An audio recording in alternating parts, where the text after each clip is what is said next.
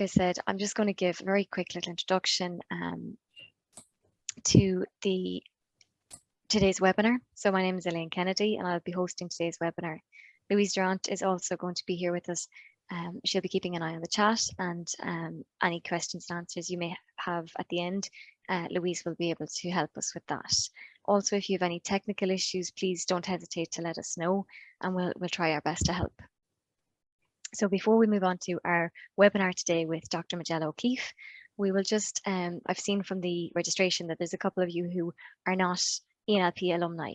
So just to give you a little bit of an overview, I suppose, as to what Enlp is. So Enlp is the European Nutrition Leadership Platform, and it is the network of leaders in food and nutrition with a mission to train, inspire, and connect leaders in food and nutrition.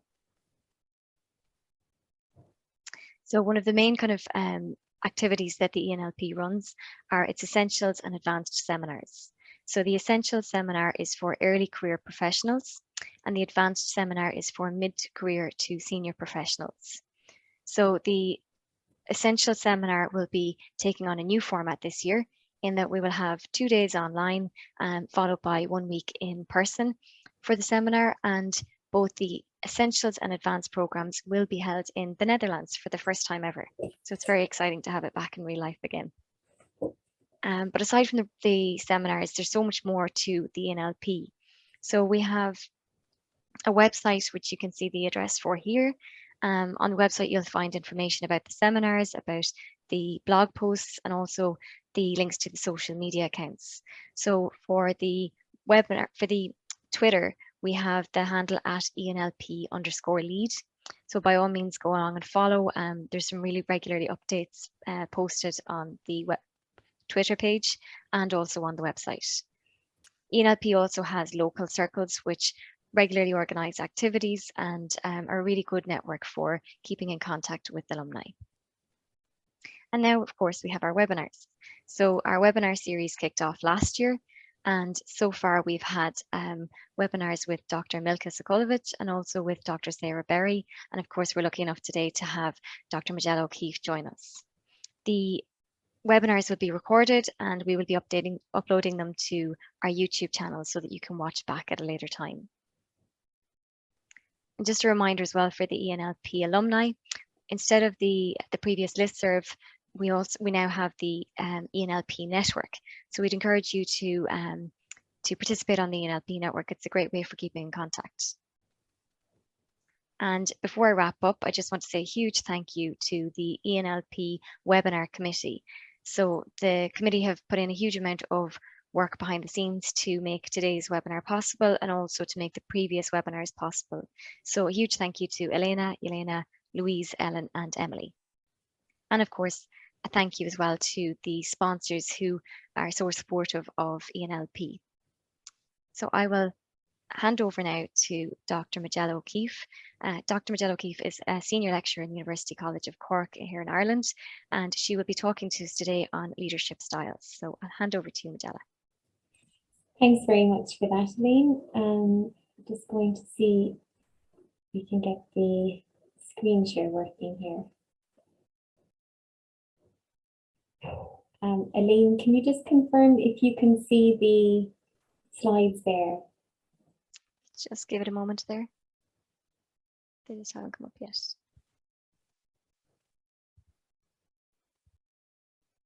No, so they haven't come up yet there.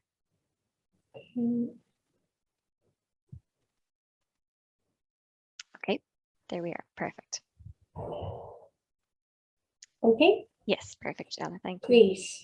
Well, first of all, good afternoon to you all.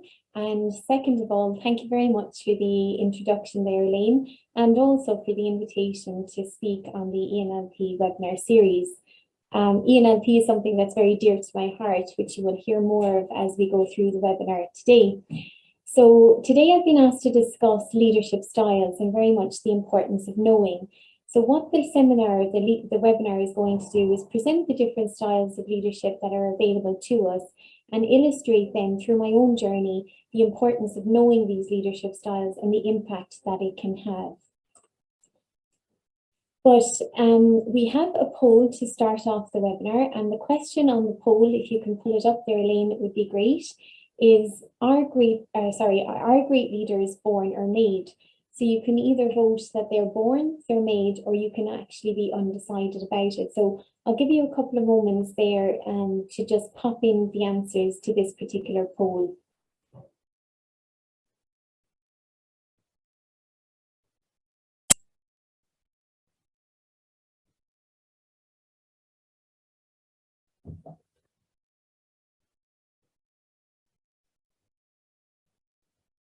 So I'm not actually able to see any poll numbers at the moment. I don't proclaim to be a technical wizard, so if there's a button I'm supposed to push, please do let me know. So I can just tell you actually there we have the results coming in now, and we have 80% of the participants are saying that they're made. We've got 5% saying that they're born, and we've got 15% undecided. Okay, great. Thanks for that, Elaine.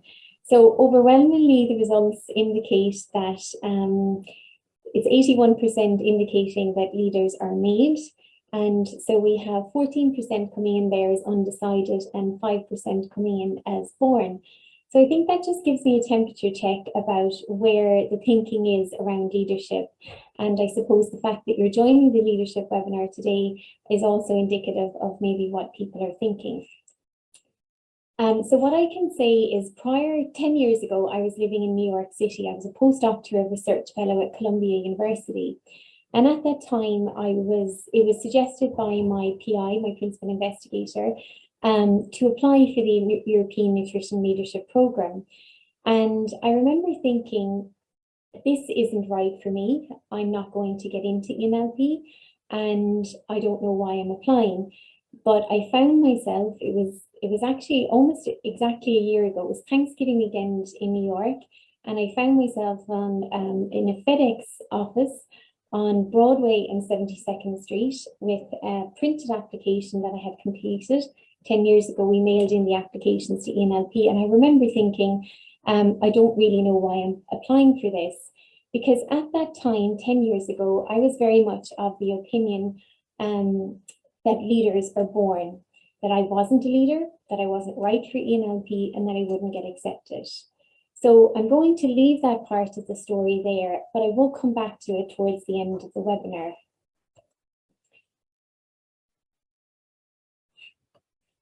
So the goal of the session today, I was thinking about this in detail, and I wanted to consider, what do I want the goal of this webinar to be? And ultimately it comes down to, my goal is to create a lollipop moment, even just one. Now you're probably wondering what a lollipop moment is. And a lollipop moment is a term coined by Drew Dudley, who's a renowned leadership speaker. He was based at the University of Toronto, and he started Day One Leadership, and he has a fantastic TED talk that is available online. And the premise of the talk is everyday leadership. And in this particular talk that he delivers, he describes the lollipop moment as a moment when somebody said or did something that fundamentally changed your life and made it better. And this can be a small, seemingly insignificant moment for some people. But with that definition, he then expands to say that lollipop moments have a capacity to change the world because they change people, even if it's just one person. So simply put, if you effect a change in one person, this can cause a ripple effect that might just have a much larger effect that can continue to ripple throughout the communities. So my goal here, I don't claim to be able to change the world in this webinar, but my goal here is hopefully to get you thinking about leadership and to think about the different styles that you can deploy and to create a lollipop moment for you. I'm also going to embed this webinar with my story, particularly my story with Enlp, because Enlp for me was a major lollipop moment in my life. So first of all then, the concept we're discussing today is leadership. And personally, I think the term leadership can often be used very freely with little consideration given to the actual meaning of what leadership actually is. Now, oftentimes, if you ask people about leadership, it's associated with positions of power or prestige or it's defined by an actual defined leadership role, such as a team leader or director or president or so forth. And prior to setting off on my own leadership journey, I certainly viewed leadership in that way. So standing on the corner of 72nd and Broadway, I didn't think that leadership was something that I could do or that was within my remit. So I very much saw it as a defined role that was fixed to positions or fixed to positions of power or leadership. Now, that said, if you look at the literature around leadership, contemporary thinking has evolved and it is progressing. And I'm glad to say that if you look at the definitions in the literature, we're moving away from this more archaic view of leadership. So whilst preparing for today's webinar, I did have a look at how do we define leadership? What is it? Because it's sometimes considered as this vague, sort of woolly domain, and how do we actually define it? And what I can report to you is there are almost as many definitions of leadership as there are persons who have attempted to define it. So if you Google what is leadership, a gazillion results come up. But rather helpfully, there was a nice paper published a number of years ago now by the Academy of Nutrition and Dietetics in the US. And it was looking at reflections of leadership over the last 100 years. Now, I don't expect you to read the table here, but what it does is it deduces definitions of leadership from both the business and the nutrition and dietetics literature. And if you do a sort of a thematic analysis of these definitions, you begin to see some commonalities. So within this paper, they define leadership as having a shared goal, as being proactive. So it's a process, the ability to mobilize, to arouse and to engage, and to satisfy the motives of followers. It's also about having a vision and embodying values and achieving an accomplishment. And then you start to see that it is a process. So it's an evolutionary change. It's a change that will influence, that will motivate and enable others. And it's a process of influencing or process of facilitating both individual as well as collective efforts to achieve a shared objective or goal. Now, within the nutrition and dietetics literature, you see the emergence of the theme around caring for others and a focus on person-centric. And you see the discussion around the opportunity about taking action. And ultimately, it can be distilled into the ability to inspire and to guide towards building and achieving a shared vision. So moving on then, that's very much definitions of leadership, but why does it actually matter? In the mixing bowl of ingredients for success, if you put in technical skills and time, it's invariable that you will achieve success. But leadership tends to be the difference maker. It adds to that success. So by we know that success is a function of time and skill. By adding by adding leadership, you gain better success over time. And that can be success defined on the individual level, the team level, or the organization level. So it is the difference maker. And leadership matters. So I consider it to be the difference maker. Now, we're all familiar with the challenges we face as society today, and a lot of these challenges touch on nutrition. So from sustainable to healthful food systems to planetary health and population health. We also know that we're dealing with significant issues around poverty, inequality, triple burdens of malnutrition, and many more of these complex, wicked challenges, as we call them in public health. So we know that these challenges are great and they're increasing.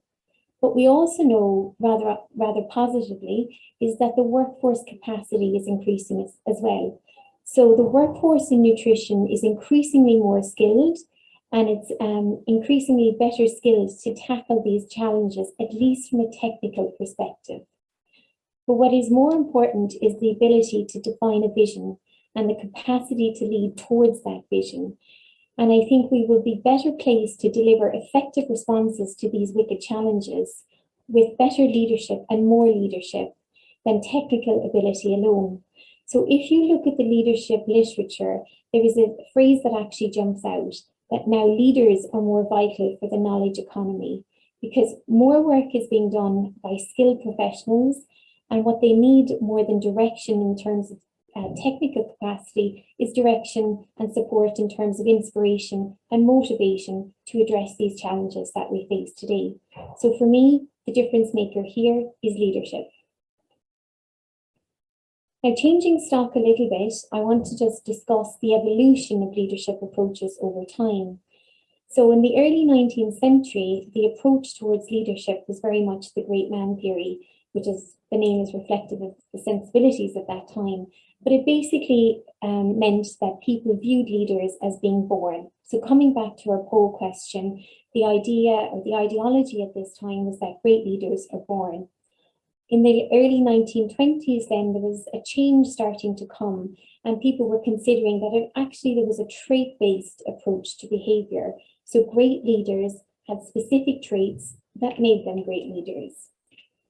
Following on from that, then the behavioral approach came into view, and this is where people were beginning to look at, well, it's not just trait, it's the behaviors that leadership demonstrate that makes them great leaders. In the 1960s, then we saw the emergence of the situational approach.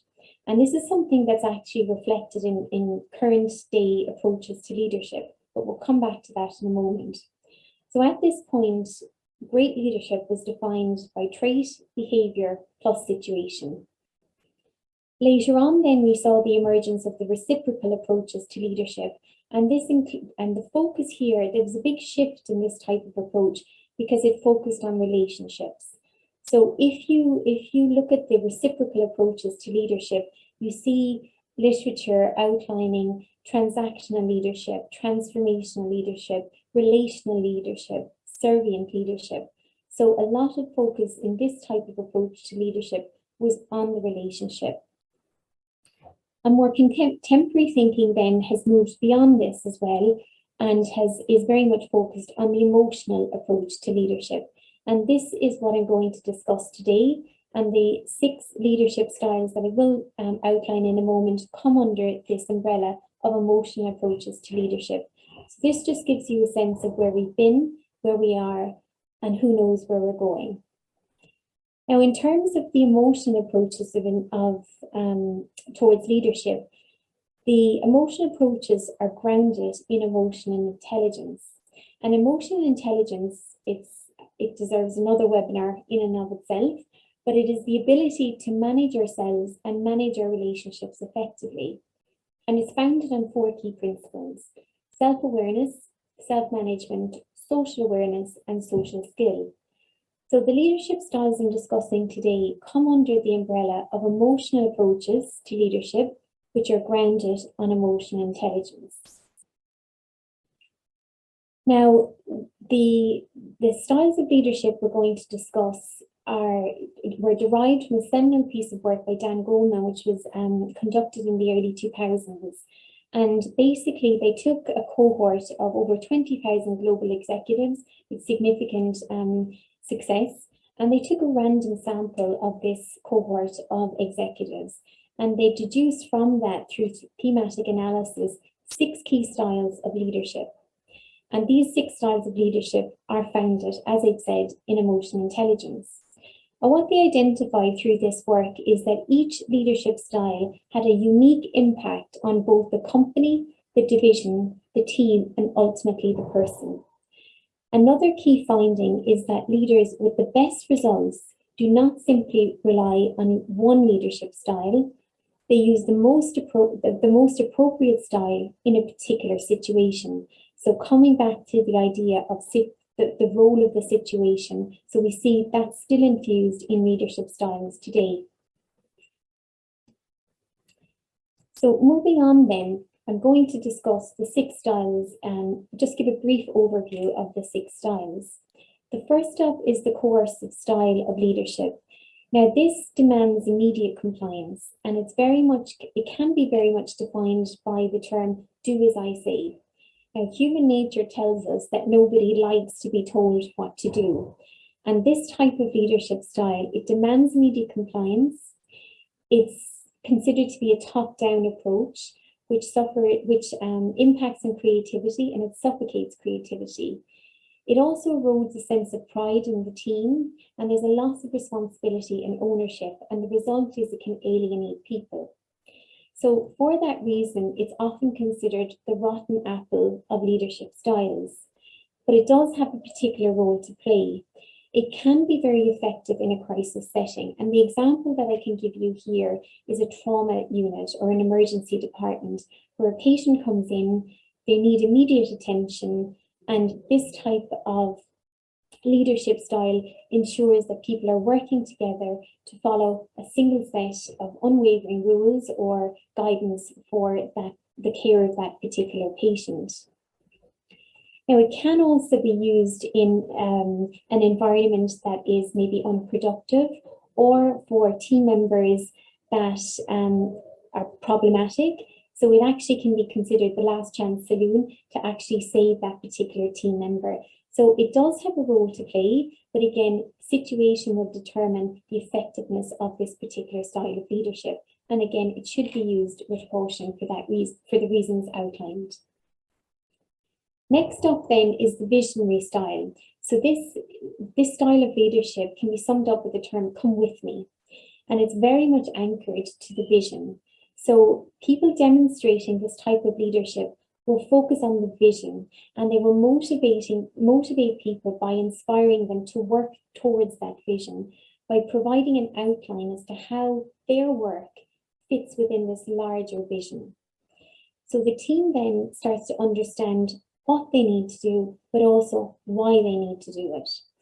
So the role of this leader, or the impact of this leadership style is that you can give people their own means to achieve that vision.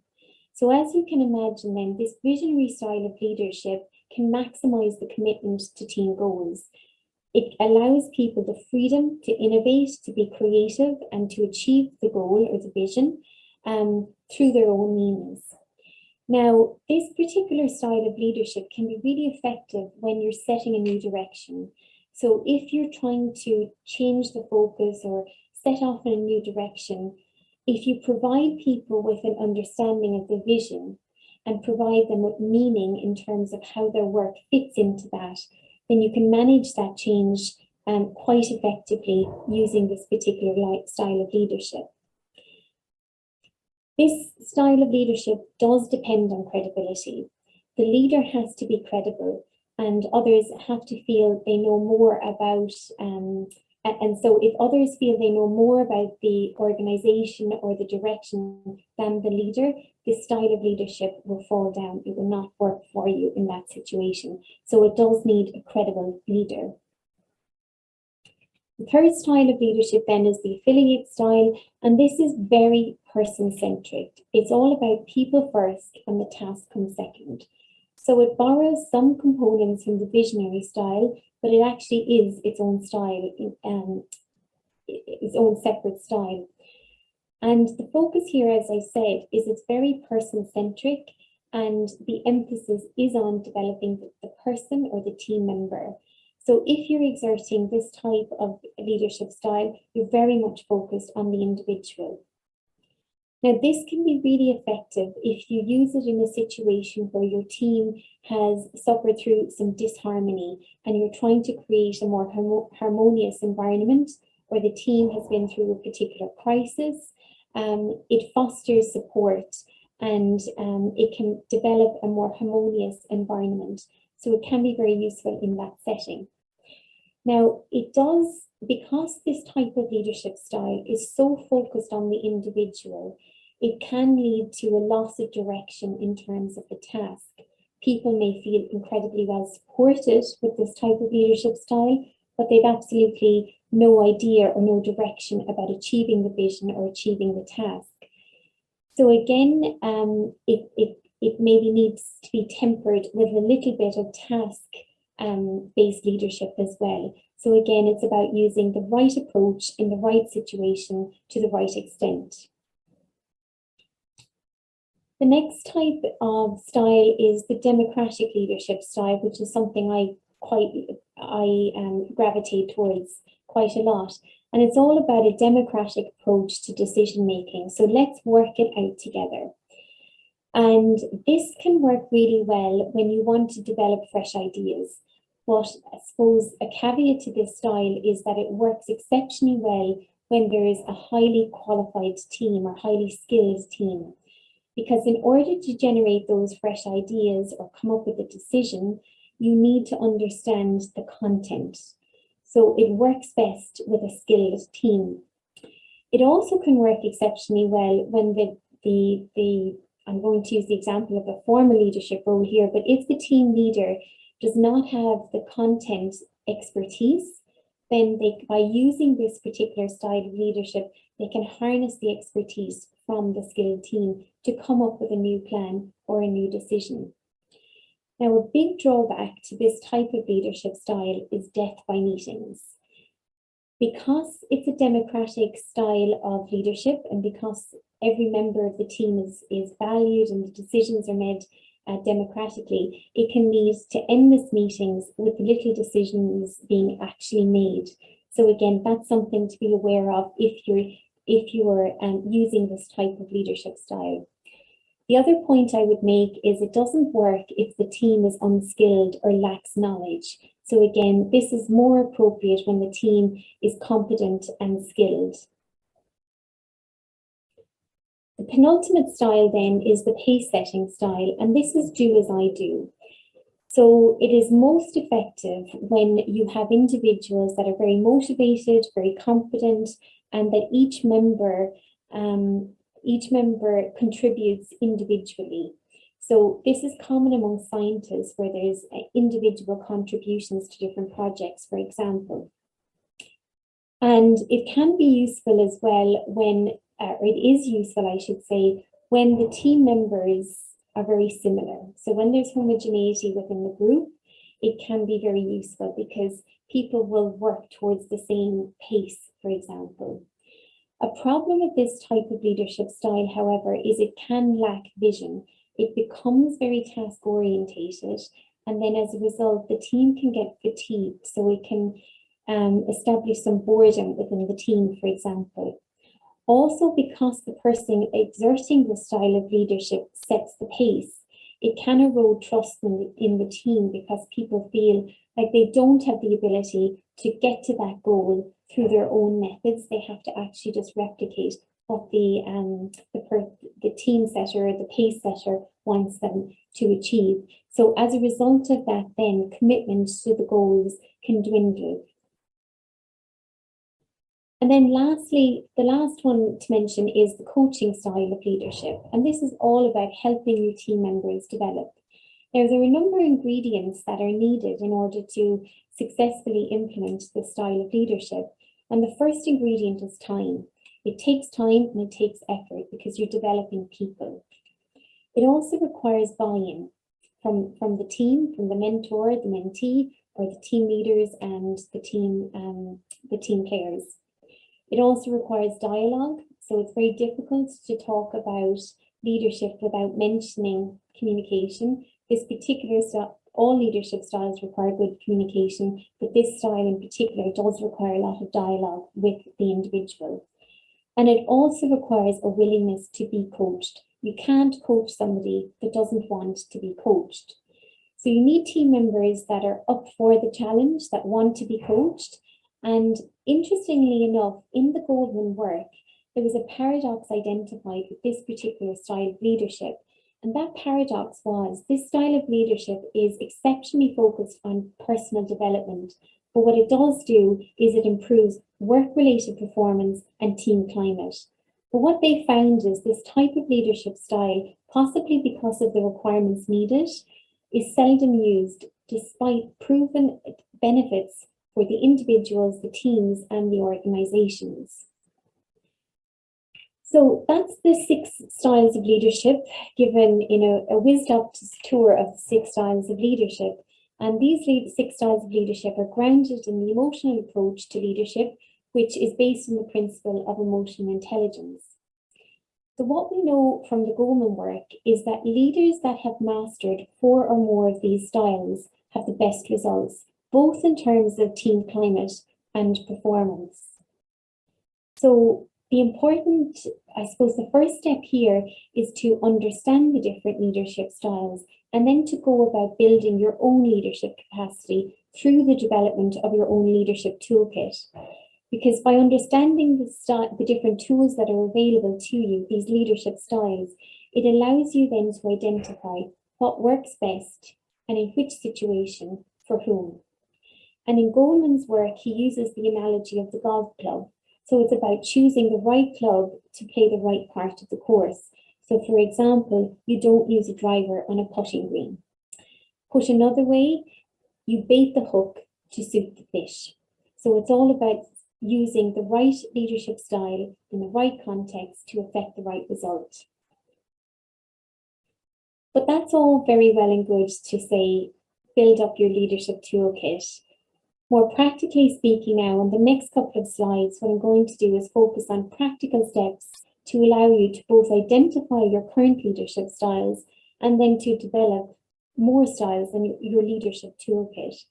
And the suggestions presented here are derived both from my own experience, but they also come from the evidence base. Now, for the purposes of today's webinar, I'm not going to go into the evidence base in detail, but they do come as evidence-based recommendations from the literature around leadership. But first and foremost, the first practical piece of advice I can give you is to stop.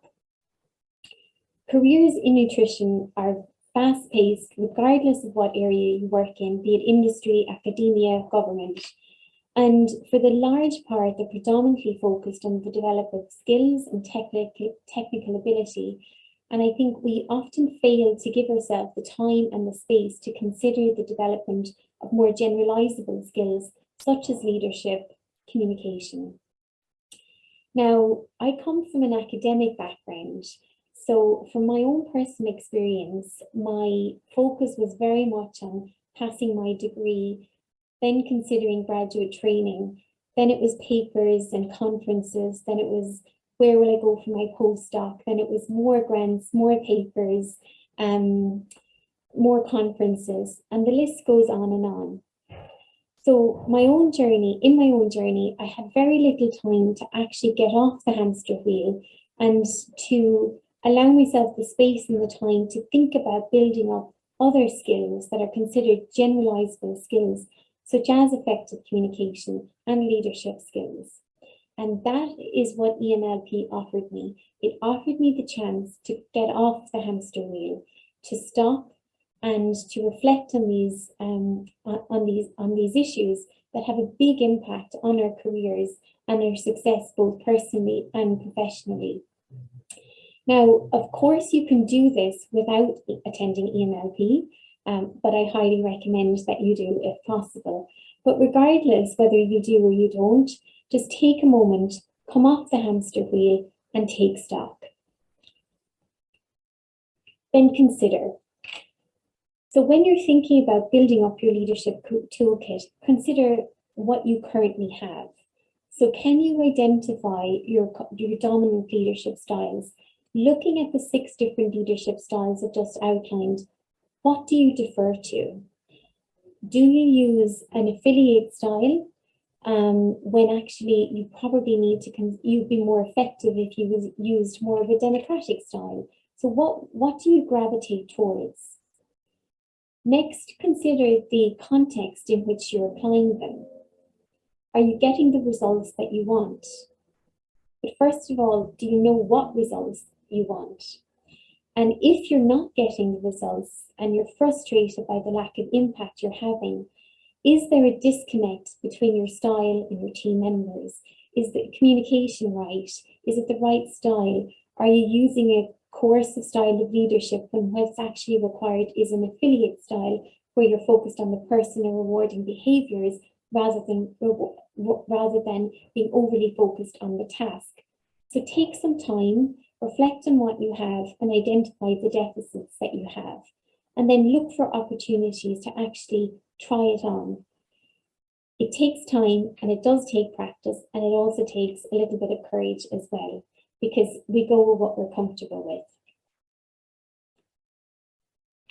The next piece of advice I can give you regarding developing your leadership toolkit toolkit is to look for role models. So role modeling is a process that involves identifying somebody that you can look up to, somebody you can mirror, and it's a process of learning from that model. And role modeling, we know, is an evidence-based approach to developing effective leadership styles. We also know that role modeling is grounded in Bandura's social cognitive theory, which very simplistically put is that behavior is learned from observation of the environment. So this is an evidence-based approach to developing leadership capacity. Now, it is different from mentorship, which I'm going to talk about in a moment, because role modeling doesn't involve a close personal relationship between the role model and the observer. So you can have what's termed in the literature distant role models. You don't need to have proximity for it to be effective. What we do know is from the evidence base, there are three things that indicates whether or not role modeling would be effective. And it just depends very much on the extent to which your role model is relevant to you. You can identify with that role model, and you can identify with the role model's success or the style of leadership, and it needs to be attainable to you. So consider your role models. Do you have any? I would also argue that it's important to consider role models whom you want to emulate, but also those that you don't. In my own personal journey over the last 10 years or so, I've had the opportunity to meet amazing people. Many of them are role models, but I've been able to identify what will work for me. It needs to be authentic to you. There are great people that I've met that I want to emulate and do emulate. And there are also individuals, great individuals again, but they're just not something, it's not something I want to emulate. So consider both. Also consider who's in your team. Can you surround yourself with people that demonstrate different leadership skills or styles to you? And can you learn from that? Can you role model those styles? They may not be the style that you gravitate towards, but can you learn from them and then try it? Diversity is also a very central theme in leadership development literature, so put that into practice. Surround yourself with people that have different opinions, different perspectives. Look at problems with a different viewpoint. I think today's world, we're surrounded by social media, which often lands us in an echo chamber of our own thoughts and opinions. And diversity is a great benefit to developing leadership capacity. So look to diversify. The next practical point I would mention is the importance of mentorship. Now, here I'm borrowing very much from the language around leadership theories and just applying it specifically to mentorship. And what I refer to here is transactional and transformational mentors. And what I mean by this is that transactional mentors are more commonplace than transformational mentors, because transactional mentors are very much focused on skills, tasks, and they often tend to be profession orientated. So for example, these could be our PhD supervisors, our postdoctoral supervisors, line management managers, senior colleagues from a similar department, either within or beyond your organization. But the mentorship they offer you is more about your skill, your profession, or your technical ability. And whilst that's incredibly important, I would also argue that it's equally important to look for transformational mentors. And what I mean by this is transformational mentorship will give you mentorship from a relational perspective. They provide influence, inspiration, motivation, confidence building, stimulate thought processes, give you consideration. So the focus is very much on your relational perspective and you as a person rather than the task. And I would argue that it's really important to consider both. We often have more transactional than transformational mentors. We also know from the evidence base that there are significant benefits to utilizing a mentorship approach to leadership development. And there are benefits in terms of leadership development for both the mentee and the mentor. So for those of you that may find yourself in a position to mentor, embrace the opportunity. We know that some of the benefits include the development of self-esteem, self-awareness, and the reduction of stress or anxiety, and the development of professional skills over and beyond leadership skills. My next practical suggestion to the development of the leadership toolkit is to act. It's very easy to talk about leadership without discussing or it's very difficult, I should say, to talk about leadership without the discussion around communication. But I think that warrants another seminar. But one point I will make is, for me, Enlp as a lollipop moment really cemented two things. One, the importance of leadership and the capacity people have for leadership, no matter where they are. And two, the importance of communication, both the receipt of and the delivery of information. And we know that from the evidence base in leadership, that listening strongly correlates with the perception of leadership. So I would argue that it's really important to reflect on your communication skills, and probably more important to reflect on your listening ability. Do you actively listen? Do you have an understanding of how you communicate, the language that you use, the words, the tone, the nonverbal communication? Is your message being delivered? And importantly, how are you responding to what people have to say to you? So I think listening and actively listening is really important. Another point I will make is that some of us are better at listening to technical content than interpersonal content, or vice versa. Some people are good at listening to both, and some people are not so good at listening to any of those things. So consider what it is you're good at listening at, and why do you maybe struggle with certain information that's been given to you, and start to create an awareness of your listening capacity. And then lastly, I would argue that it's really important to act, to take action.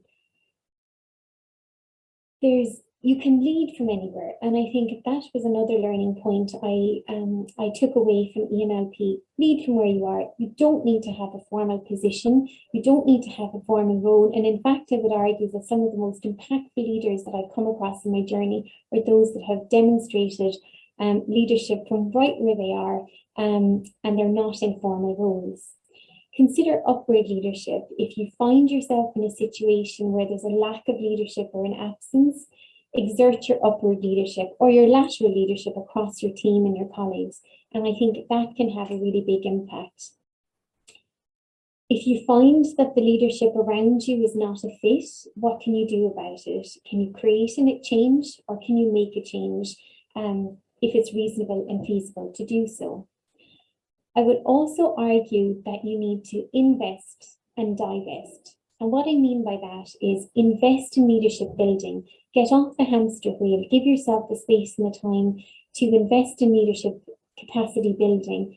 There's a tremendous amount of resources on LinkedIn. There's TED Talks. There's formal training programs. There's Enlp. There's lots of opportunities to invest in upskilling yourself in terms of leadership. And I would also argue that by identifying what doesn't work for you is equally important. Divest in behaviours that don't serve you.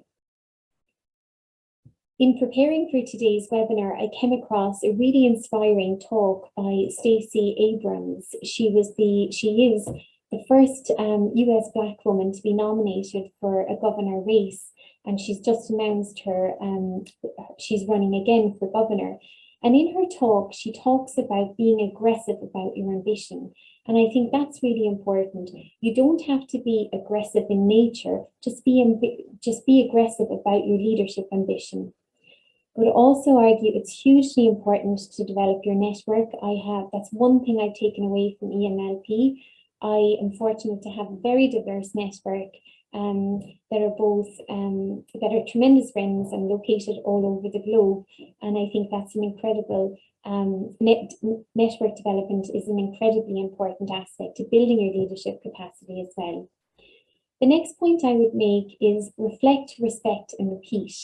So what I mean by that is reflect on what works. What leadership skills work for you? What leadership skills are you going to try? Have they been a success? And reflect if they haven't. So we all fail, but it's about reflecting on the failures and learning from that. So I think reflection is really important. Also respect the success. When it comes, take a moment to bask in the success that you have, respect it. So take a moment and look around you and acknowledge the success. So if you've tried out a new leadership style, you've had a successful outcome, acknowledge it, and then repeat that process over and over. And lastly, I would say have courage. So there's a really short but really nice video available on YouTube by Rabbi Dr. Abraham Tversky, and in it he talks about how lobsters grow. And as part of the video, he talks about lobsters growing, but he uses this as an analogy because trying a new leadership style can be stressful. But what he says in this video is that stress offers an opportunity for growth. So it might be stressful, just have courage, try it, and you will grow. And lastly, in the words of Dr. Amy Cuddy, who's a psychologist at Harvard University, fake it until you make it. And she has a very inspiring talk available on YouTube for those that may not have heard of her.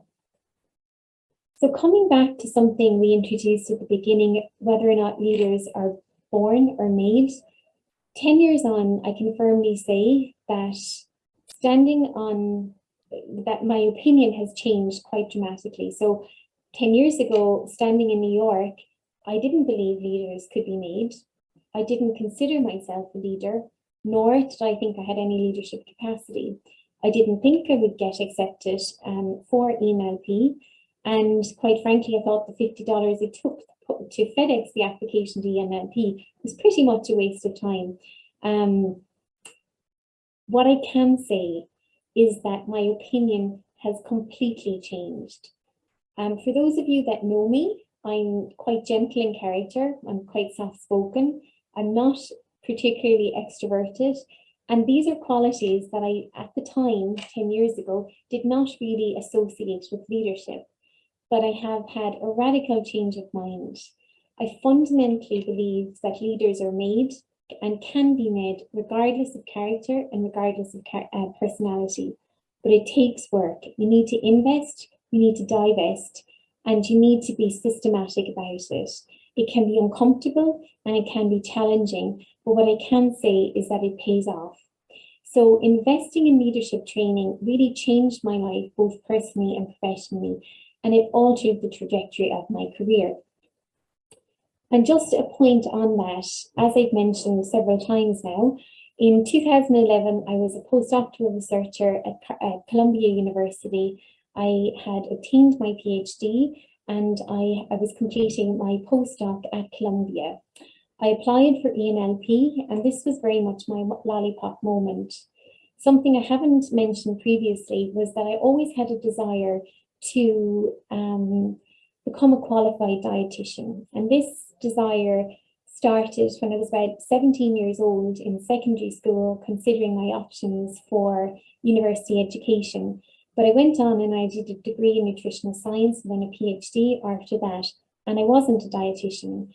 So I was doing my postdoc quite happily at Columbia University. I applied for Enlp, and it made me realize becoming a registered dietitian was something I wanted to achieve.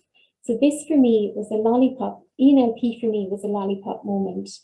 I finished my postdoc and I relocated back to London, where I graduated first in class with a master's degree in dietetics. I then went on to undertake another a research position and a clinical position at Barts Health and Queen Mary University of London. King's College found it quite difficult to get rid of me because I went back and I did a postdoc in the Diet and Gastrointestinal Health department there before obtaining a lectureship position at King's, and I spent 5 very happy years at King's College. Another goal that I had set for myself was to relocate back to Ireland. So in March 2020, right in time for lockdown, I moved back to Ireland and undertook a lectureship position at the School of Public Health.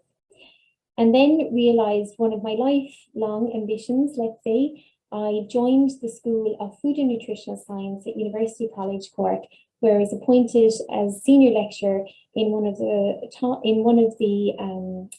the master's program in nutrition and dietetics at UCC. And my next leadership challenge will be stepping into the role of program director for this program. So I say this and I outline this journey humbly. I use it to just demonstrate the power of upskilling in your leadership capacity. So to conclude, I just want to say that leadership is important and it's worth the investment. There are styles out there to suit everyone, regardless of character, regardless of personality. I would really encourage you to develop your leadership toolkit and to develop fluidity. Consider the leadership styles available. Consider what works best, in which situation and for whom. Practically speaking, I would encourage people to stop, to look, to listen, and then to act. And ultimately, I think it's really important to be authentic. Be authentic in yourself, be authentic in your leadership styles, and ultimately have fun. So I hope this has given you food for thought. I'm very grateful for you joining the webinar this afternoon, and I'm more than happy to take any questions that you may have.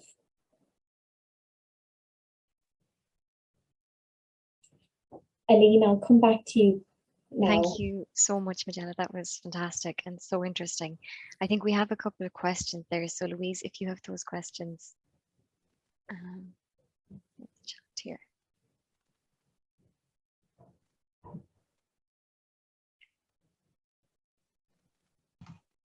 Sorry, we were on mute, weren't we?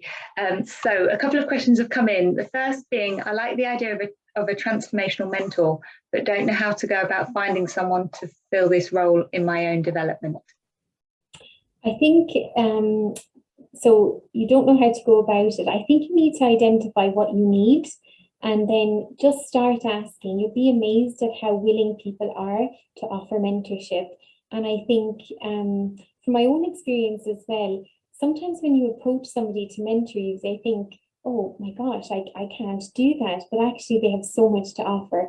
So I think find somebody that you look up to, find somebody that you want to emulate. It doesn't necessarily need to be profession specific.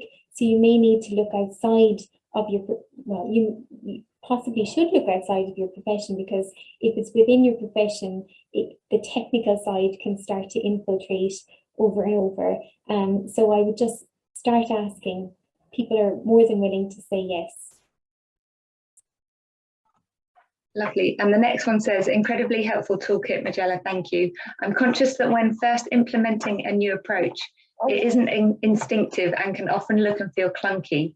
What were the first steps you took to implement this toolkit and help stick to it authentically? I think that's a really, that's hitting the nail on the head. It can be quite scary because you risk coming across as almost fraudulent because it's not a natural style. I think seek feedback. So seek feedback from your team members. How did that go? How was that for you? This was a new style for me. Did it work?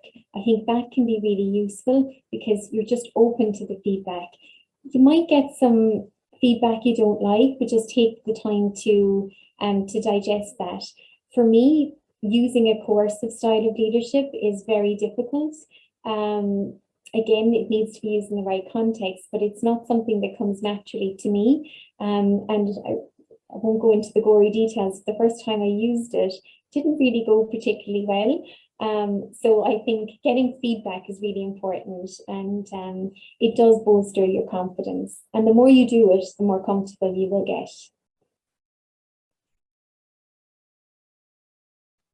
I'm going to be very cheeky and jump in. I have a question for you myself, Majella. So in terms of mentorship, I think it was really interesting the points you were making there about, the importance of, let's say, identifying the right mentor for you. But I suppose once you're in that kind of mentorship relationship with somebody, as a mentee, would you have tips for kind of getting the most out of that relationship? I know you kind of mentioned preparation and that, but would you have any tips for somebody? I think if you reflect on what you need to get out of it, I don't want to say come up with an agenda because that makes it very formal. And I think it doesn't need to be that formal, but I do think having some goals for yourself and identifying the areas in which you want to work on. It's very easy to kind of rock up to these meetings and just see how it goes and have a chat. But actually, if you put a little bit of thought into what you want to get out of it, it will shape the direction of the conversation. And I think that's quite useful. That also can be useful for the mentor because they know what it is you're looking for and they can guide you to that. Whereas if you don't offer any sort of boundaries or direction, it can feel a little bit too open. So I think it's worth putting some time into coming up with, I hate to say an agenda, but maybe some goals and some objectives for that. The other thing I will say just about mentorship is sometimes you can have a mentor that's right for a particular time in your life, but that mentor may not be right for another period in your life. So there's a way of obviously managing that respectfully and kindly. But I think, again, when we talk about investing and divesting, sometimes you need a mentor for a specific period or to achieve a certain objective. And then obviously they will be there maybe in the background, but you might need to find somebody else then to help you with a different objective or a different challenge as well. It's all about how you manage that, obviously. I suppose, again, that's bringing it back to the importance of the reflection as well. Yeah. So I think, do we have any other questions there, Louise?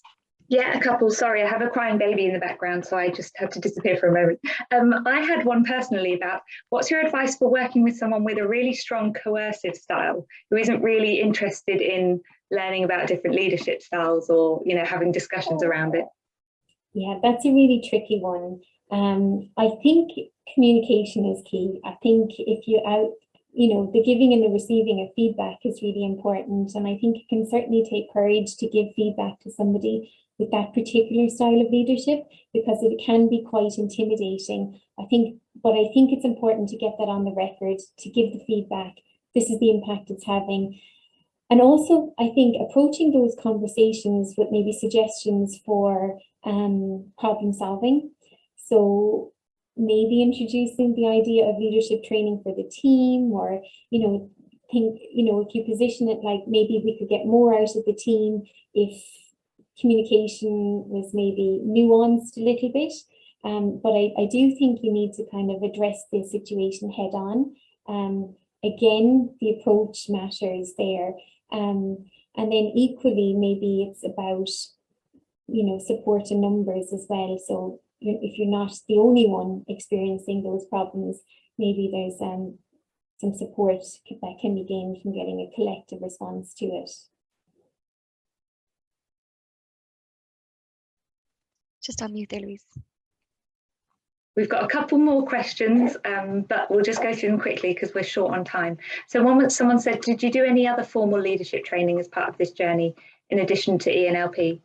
Yes, so I've done another leadership course and I'm actually just about to start a senior leaders course in January as well. And my ambition then is to go back to the advanced program that Elaine mentioned at the beginning, the Enlp advanced program as well.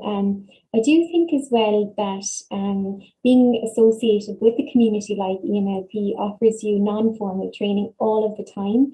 So when I was mapping out my career journey for this particular webinar, I was able to literally punctuate it with my involvement in Enlp. And every time I've interacted with Enlp in any way, be it after dinner speeches or local circles and things like that, you learn something from it. So leadership is about communication, it's about people. And I think formal training is amazing because it offers you structure and evidence-based approaches and all of that, but actually nothing beats actually getting out there and meeting with your network and talking to people.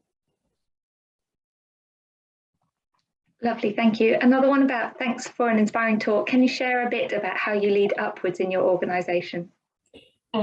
So I think coming at things with a very solution orientated approach is really key. I think sometimes within organizations, we can often get stuck in wallowing in the problem. But I think, if you think of senior management, they like solutions. So I think one way to exert mobile leadership is to present the problem, but then talk about the solutions, offer a solution, and then work together to develop that solution into something that's achievable. Also, as well, I think communication is really important. And as I mentioned this during the webinar, Enlp had a really big impact on me in terms of communication. I'm now able to talk to people and listen to their language. So if somebody comes at me and is saying, I think this and the data says this, and I respond by saying, well, I feel and I get the sense, and there's a mismatch in communication straight away. So I think if you mirror the language that you hear, you can exert some upward leadership through that as well. Lovely. And the last one is, if you're struggling with your working environment not necessarily supporting you, any advice on furthering your professional development? Sorry, Louise, can you repeat the question? Yeah, so any options for further development if the working environment doesn't support me? So I'm guessing if there's no financial support to go on a programme or the time off, okay. Advice for things they can do on their own. There is a wealth of information available on leadership. I really recommend the TED Talks. I really recommend LinkedIn as well. The Harvard Business Review does amazing editorials and different pieces on it. So there's lots of opportunity for upskilling with resources that don't require a lot of financial commitment. So just tap into all of that. And also as well, just try things. If you read about a particular style of leadership and then you have a think about it. I'm not saying read something and then go into the office and, change it up completely, but find a safe space to use it and try to develop that. I think the best learning you can have is to try something. So just don't be afraid of it. And there's lots and lots of resources out there. Fantastic. Look, I realise we're actually just at overtime now. So Majella, I think we can wrap up here, but a huge thank you for today. There was a lot of really valuable learning from that webinar. So we will have the webinar available on our YouTube page. And again, thank you all so much for joining today. Thank you very much. Bye. Bye-bye.